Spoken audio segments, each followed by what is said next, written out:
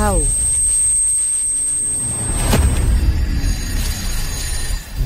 Qin Hao. Qin Hao, huwag mo akong takutin. Qin Hao, tulong. Saklolo. Bilis, malakas ang dugo niya. Cardiac arrest. Bilis, dali. Qin Hao, gising. Huwag mo kong tinatakot. Qin Hao. Nasa labas ang pamilya niya.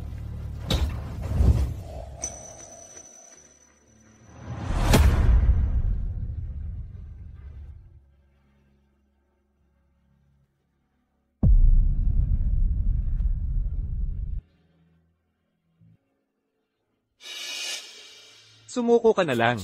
Ang pinakamagandang resulta ay gulay siya habang buhay. Huwag ka nang umasa. Chinga, anong ginagawa mo? Anong nangyayari? Maria, si Qin Hao.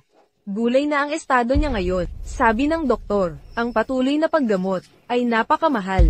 Magtitipid ako. Dadalhin ko na lang siya sa bahay. Hindi ako sang-ayon, sinabi ko na sa'yo dati. Estudyante kang nasa kolehiyo. Ikaw ang ipinagmamalaki ng pamilya natin. Huwag mong sayangin ang buhay mo sa isang rider. Pero hindi ka nakinig. Ipinilit mong makasama siya. At ngayon tingnan mo siya. Baka hindi na siya magising. Nasa sayo na ang mag-alaga sa kanya habang buhay. Nanay, tatay, si Qin Hao ang boyfriend ko. Kahit hindi na siya magising. Hindi ko siya pababayaan. Huwag kang magpakaloko-loko. Makinig ka sa akin. Kung ipipilit mong sumama sa kanya ngayon, ayoko na. Hindi na kita ituturing na anak. Hoy, asawa ko. Paano mo nasabi yun? Tama na yan. Hayaan mo siyang magdesisyon. Tingnan natin kung magulang o yung kumatos na lalaki ang pipiliin niya. Chinga. Tatay. Nanay, nangako ako kay Qin Hao. Nasasamahan ko siya habang buhay.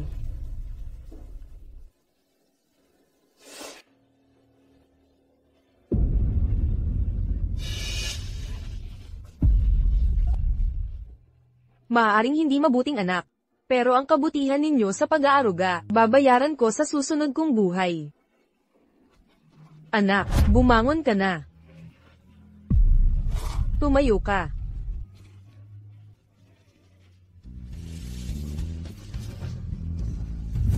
Yuking. Sige, huwag ka nang umalis. Chinga.